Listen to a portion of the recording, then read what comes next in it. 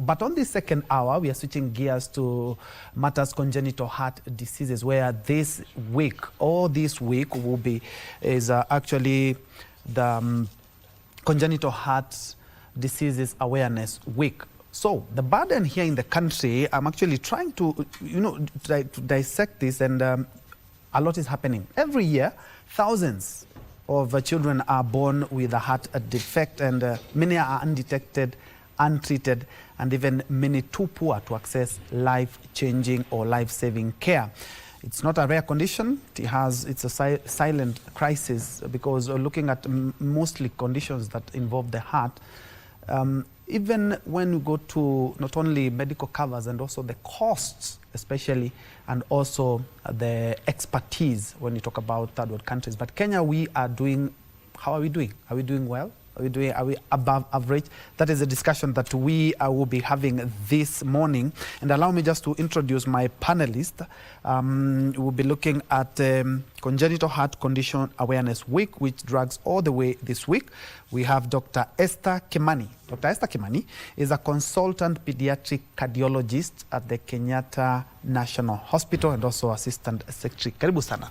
Thank you very much. Many people don't understand what congenital heart diseases are, but in a nutshell, what exactly are they, and who mostly do they affect? So thank you so much for having me here today. I am very excited to be here. Welcome. So to break it down, congenital heart defects are structural heart defects that are present at birth. So hence the name congenital, meaning that you are born with the defect. And these defects are structural. So remember, the heart is like a pump, and the pump has chambers. It has 4 chambers, 2 upper chambers, 2 lower chambers. It also has walls, it has valves, and it has pipes, okay? So when you think of congenital heart defect, any of this can be affected. So it can either affect the chamber sizes, it can affect the valves. The valves are like the doors, so some doors might form, other doors might not form. It can also affect the walls, okay? So you can have abnormal communication between chambers that is not supposed to be there. And finally, you can have the pipes or the great vessels that arise from the heart being affected. So it's a structural condition, structural defects of the heart that are present at birth. So that's what we call congenital heart defects. How common are they in the country? That's a great question. So we do not have the exact numbers, to be very frank with you. However, we do have estimates. We do know that 8 to 12 per 1,000 live births, any of those 8 to 12 per 1,000 babies who are born every year will have a congenital heart defect. So imagine we live in a country where our annual births are about 1.5 million.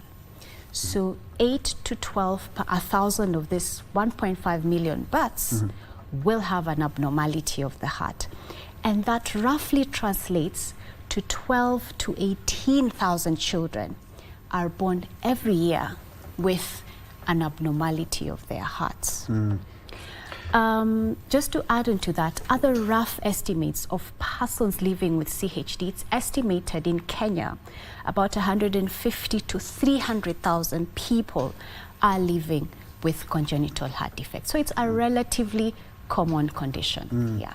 And we'll be telling us exactly even how the diagnosis and the treatment for, we talk about a young child is more sensitive than when we talk about an adult. But also allow me to also introduce Eileen Maswai, who is a caregiver and a mother to a child who has suffered from this heart condition. Karibu sana the program. Thank you very much for having me.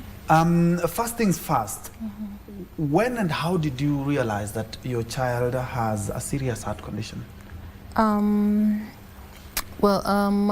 son was diagnosed a little bit after birth when he was 8 months old. And it has been a journey because when he was diagnosed, it was a little bit late with the kind of condition that he had for an intervention. Because which were the first telltale signs that you really need to go see a doctor? Actually, for him, what happened was he used to have like a kind of like asthmatic attack, like a a tight chest, and then he used to sweat a lot when breastfeeding. So initially, they used to treat him for asthma, actually, for a closed chest. So the first 3 months, he got that treatment for just like asthmatic attack. Then another 4 months, he still got the same because he got the same attack. And then when he was 8 months, that's when he got like a very serious closed chest. And then now his SPOs were not going down. I mean, his oxygen levels were not going down. And so he was admitted for a couple of days. And still he was on oxygen, but his oxygen levels were not going down. So they decided to do a little bit more tests to find out exactly what the problem is with him. So they sent him for an X-ray. And then the X-ray came back with an enlarged heart. Then the cardiologist came in to see him, and she advised that we now go and see another doctor to do now the echo, and so that we know exactly what the problem could be with him, because by that time they were even checking his chest. They said that it can't just be a hole in the heart, there's something extra with his heart. So we were sent to a hospital in the city. We got to see a very good professor in cardiology who did his echo. She did the first echo. She got the diagnosis. Then she couldn't also believe it, by the way. So she did a second echo. On the same day, she did a second echo, and then she was like, yeah, this is what it is. So the child needs urgent intervention for him to be able to live a comfortable life. And she actually advised us. I remember that visit, she said that for your child's condition, you need to have money. That's what she said, you need to have money. And so she prepared us, even in terms of what to expect during surgical procedures. She said they were never going to be easy. But of course, we believe in God as well, and we have to seek so that in case of anything, we say we did our best to find for him treatment. That's a long journey, because he's a teenager now. Yes. You'll be telling us all about that journey, and especially as in my monologue, I did talk about the costs, and especially for third world countries, and Kenya as a developing country are really astronomical. But Doc, I'm looking at congenital heart diseases. Are they preventable? Are they genetic, or both? And here in Kenya, which are the most prevalent CHDs that we have? So thank you for the question. So a majority of these conditions are actually sporadic. They occur sporadically. We do have a genetic component. So about 6% of all CHDs, there is a genetic component. We do have some factors that if they occur during pregnancy, for example, the heart is one of the first organs to be formed. It's formed between, day 21, 3 to 5 weeks. And by the 6th week, a majority of all the basic structures and foundation of the heart has been formed. So if you have some of these issues interfering with formation of the heart at that very early stage, then you can have a higher risk of developing a congenital heart defect. We do know that there's some things such as alcohol intake in pregnancy. Not to say that all mothers who take alcohol will have that, but it affects. Diabetes during pregnancy has been shown to affect cardiac formation. There are certain agents such as lithium exposure, such as and some antidepressants, for example, which if mom is exposed at a critical time when the heart is forming, then there is a higher risk of getting these congenital heart defects. And your next question, which was, what are the commonest defects? So we recently just published a study, last year actually, where we looked at over 1,000 babies who presented at our facility at the Kenyatta National Hospital. And so this is local data. And I'm happy to say that our data reflects what is internationally known. So the commonest defects in our setup are what we call ventricular septal defects. And these are holes in the heart, and holes that are specific to the lower chambers of the heart. Remember, I said there are 2 upper chambers and 2 lower chambers. So VSDs are the lower chambers. So that's the commonest defect that we tend to see in children. The next commonest are what we call atrial-septal defects, are holes affecting the upper chambers. And then we have patent ductus arteriosus, which is an extra vessel that all babies are born with. For some, it doesn't close. And then finally, we have a more complex lesion called tetralogy of Fallot, where you have a hole in the heart that is associated with narrowing of one of the vessels of the heart. So those are the commonest defects that we tend to see locally. And I'm looking at what you just said in terms of cost, but many people don't understand that when you have a person that you have to take care of, it's not about money alone, you know, even your time, because you have a child who have a congenital heart disease or condition, but you have to alter everything other than the finances. How has the journey been? Wow. Let me just say this. That time when we discovered that he has the condition and the doctor said he needs urgent intervention before he's 1, so we were running with time, and they were not able to perform the procedure here because of the complexity of the heart, so they advised us to go to India. I remember that week, I think I used to cry every day when I think about the cost, because I was still young.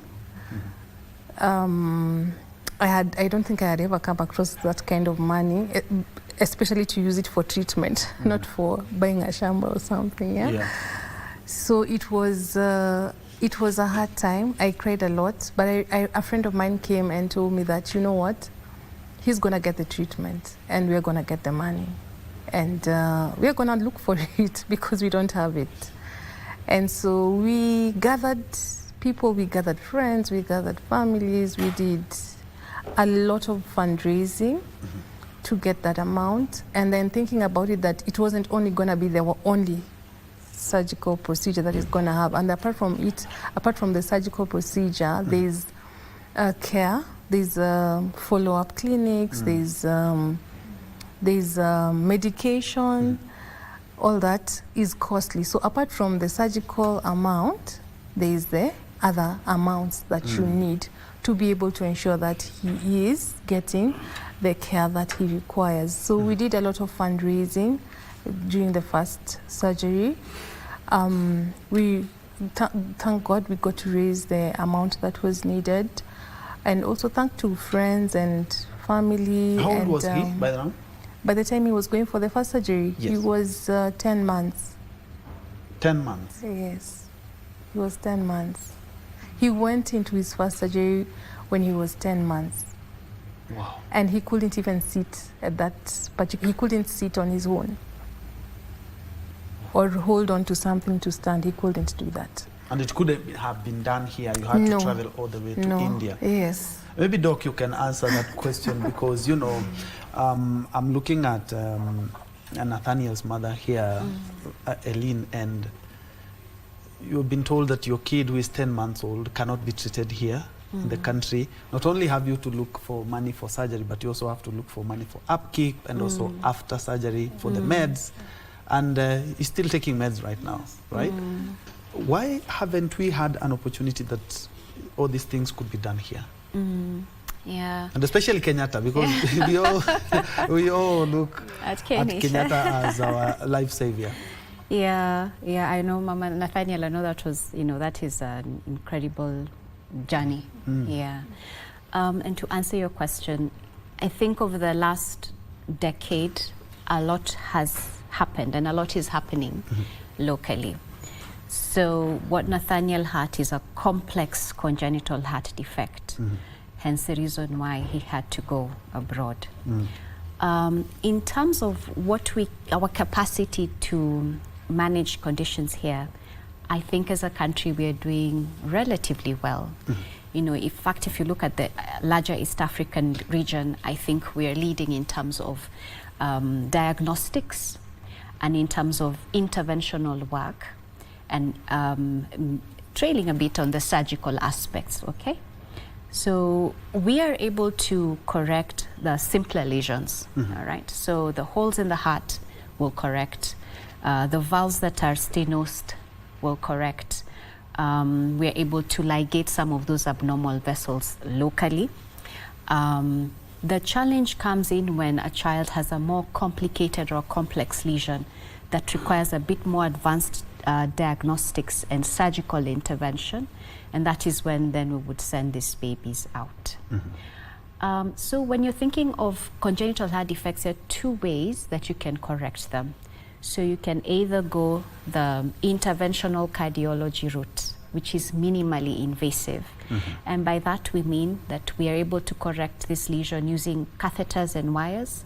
We access the heart using the big vessels of the leg, and we're able to put devices, and we're able to open valves minimally invasively. Okay. Without opening the chest cavity? Without opening the chest cavity.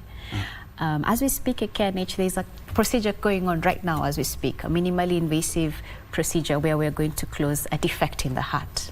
Okay, one of the few centers that does this. So that's interventional cardiology aspect, and then we have the open heart surgery aspect, where the surgeon literally has to crack open the chest, access the heart, and then repair whatever lesion that he then finds. So in terms of interventional work, I think we're doing well as a country. Yeah. I think we are able to do pretty much 80% of what interventional work that is necessary for babies. The surgical aspect, one of the greatest challenges is late presentation. And maybe that's what I would mention, is that congenital heart defects, interventions are time-bound. You mean detection here in Kenya, at least sometimes it's a little bit on the late side? Late side. Yeah. One of the studies that was published in 2023, a Kenyan study, showed that 60% of children present late. By late presentation, we mean they present beyond the age of 1 year. 60%.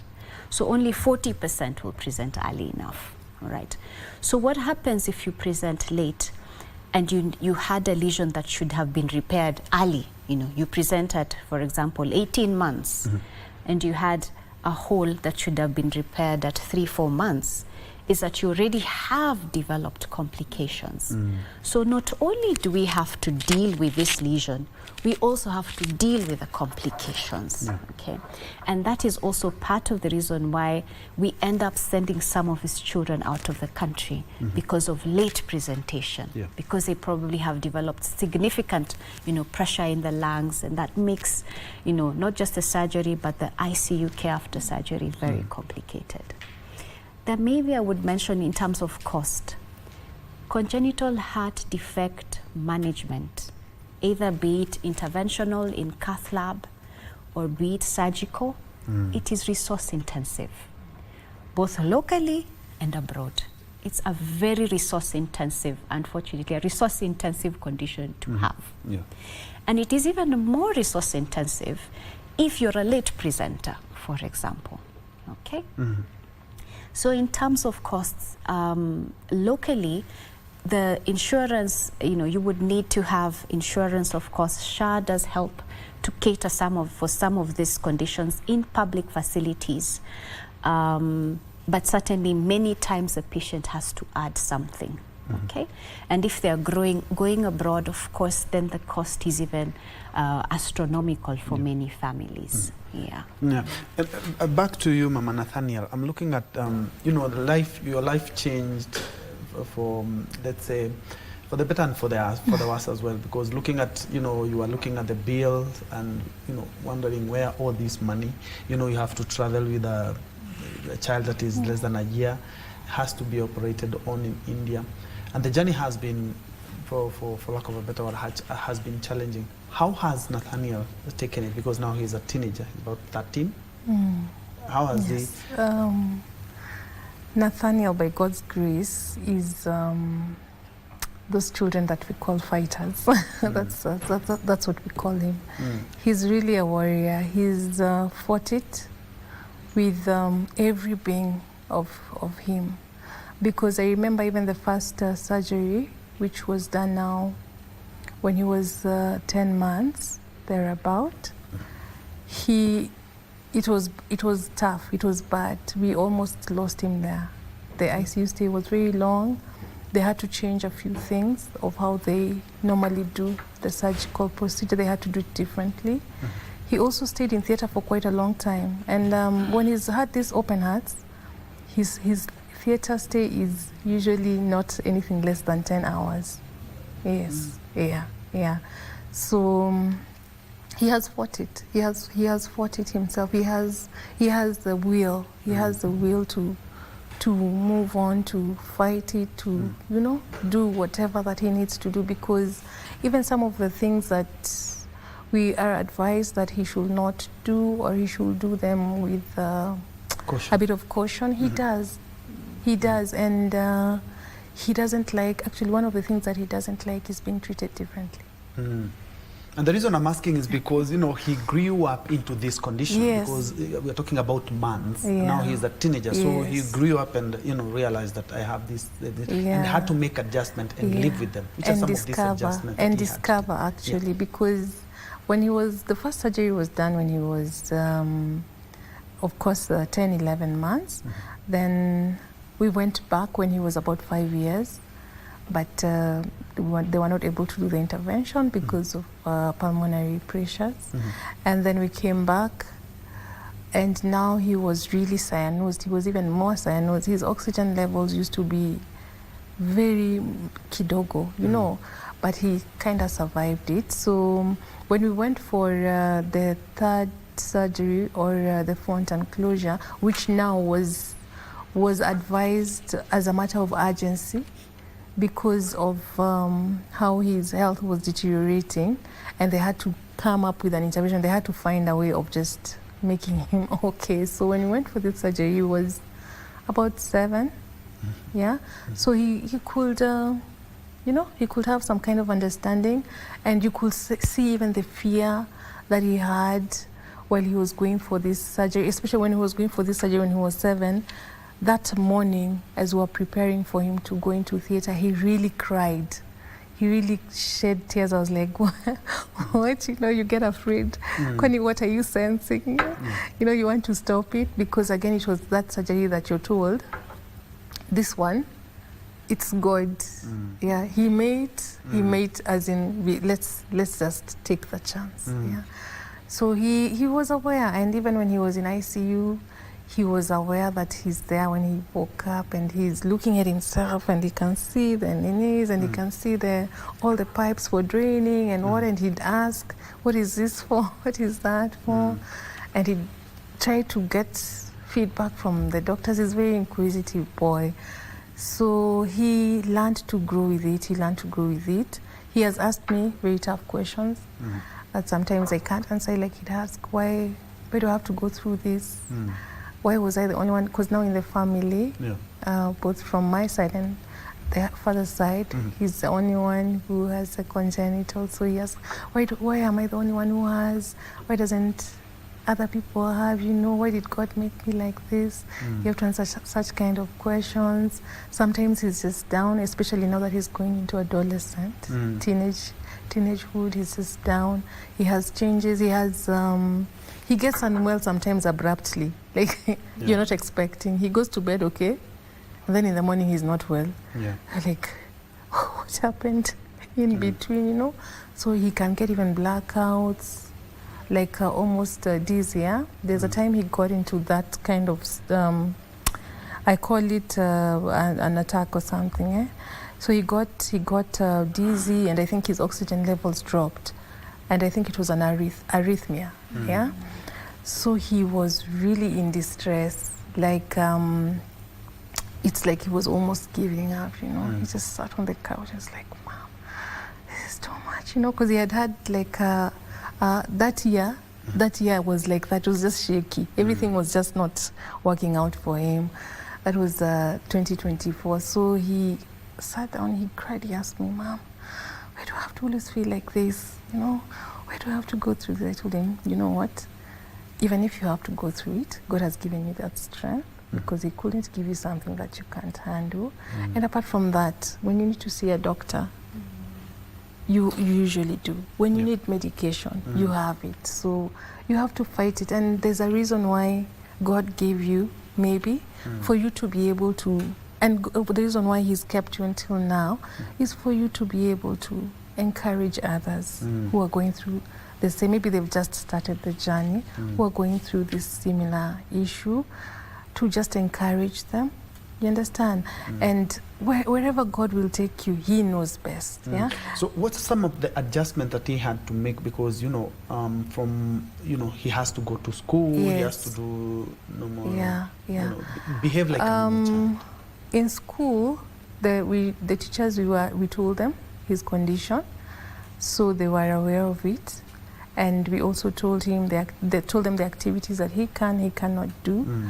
So they were aware of it. That's when he was a little bit tiny. But now, for himself, he's aware, actually. Even when he plays, even when he runs, even when he laughs, because sometimes he says when he laughs too much, he loses he loses breath. So he is aware, so he will retreat. Even when he's playing soccer, like now, you know, boys are playing soccer. When he's playing soccer, he'll retreat. He doesn't involve himself in fights or physical activities, and we tell him, and the doctor tells him also, when you go to see the cardiologist, she'll be able to remind him, you know, you're not supposed to do this, that. So the school has adjusted. I'm glad that they have taken him up with the condition, and they have nurtured him until now where he is. Him himself, he has also learned to adjust with the condition and even the taking of medication. He takes medication every day, which he has done from way back when he was little. So he has learned to adjust. He gets fatigued, and he also sometimes doesn't want the instructions, but you have to just keep on reminding me. It's not easy, of course. There's an emotional, there's a psychological aspect of it, even for us, because we've also had to adjust. There's a lot that comes with it, but with time you learn to live in that space. With time it becomes your new normal, for lack of a better word. Doc, I'm quite sure you identify with what Mama Nathan is talking about, and there's something you raised, excuse me, there's something you raised which is very, very crucial in terms of awareness, and we are celebrating the Awareness Week. You know, a lot of people don't even know. And some, you know, until when the child is so sick, you take to, you know, you're told from one doctor to another, and then you discover this is the issue. These are some of the things that can be detected a little bit earlier on, and mothers also made aware of this condition. Yes, absolutely. So early awareness or early diagnosis is very key, and there are a few things that parents can watch out for. So a baby, just as Mama Nathaniel said, a baby who sweats a lot during breastfeeding, for example, that's a sign of fatigue or easy fatigability. And as early as weeks old, you know, this is something that a parent can pick up. A baby who is what we call cyanosed, you know, they have blue lips, they have blue fingers, they have blue toes, that's abnormal. That's a baby who needs to be investigated. A baby who's not gaining weight, you go to the clinic and the weight is faltering, that's a child who ideally should be screened for a congenital heart defect. If there is a family history of a sibling or a parent who's had a congenital heart defect, then that child should also be investigated for a congenital heart defect. But overall, you know, when you take these babies, especially the younger infants, for clinic reviews, many of our primary healthcare workers, they are able to pick up these abnormal heart sounds. And once the abnormal heart sound is picked up, a few investigations will be ordered, and eventually most of these children will find their way to a cardiologist's office. However, picking up those simple, subtle signs, you know, sweating during breastfeeding, interrupted breastfeeding, poor weight gain. Some babies even have swelling of the eyes and the legs, blue lips, a baby who's not gaining weight. You know, all these are simple signs that can alert a parent that there is a likelihood that your child has a congenital heart defect. And I want to say that even when the diagnosis is made, it's not a death sentence. A majority of these defects, over 95% of them, there is a solution. There is an intervention that can be done. And a majority of these children are able to live relatively normal lives, just like their peers. All right. Yeah. Mama Nathaniel, as we wind up, what would you like to tell, you know, some of the parents watching now, and you know, they have also gone through the same thing that you are going, or are grappling with the same issue as you have? Well, first I'd like to tell them that with God nothing is possible, of course, and there's hope. There's hope. There's hope for interventions. There's hope even for funds for those who are going through maybe looking for funds. And as Dr. said, nowadays there are some interventions that are done locally at KNH, and we have SHA that caters for that. So yeah, there's hope, and these children are gonna grow, and we are hoping to create more awareness actually, because a lot of people don't know about CHD. And so as the secretary also said that in Ajulikana late, but with creating awareness and with people coming to this understanding, then they might be able to get early detection, and this might not cause a lot of loss. All right, that has been Eileen Maswai, mother to a child with a congenital heart condition. And just next to her, we have Dr. Esther Kimani, consultant pediatric cardiologist at the Kenyatta National Hospital. And of course, we have been putting into perspective the issues of congenital heart conditions. Remember, all this week, it's we are celebrating that, and also remembering, you know, awareness and information is power, because as Dr. said, 95% there is a way. There is a way at 95%. That's why we put a cap on KBC News Check this Tuesday morning still. Many thanks indeed for joining us. My name is Bentroy Njue, and Susan Thuku has been our sign language interpreter. Early on we had Lucy Mwaura. I'm now giving the baton to the Swahili desk for Kurunzi Mashinani and Tamrini. Many thanks indeed for joining us. Let's do this some other time. Cheers.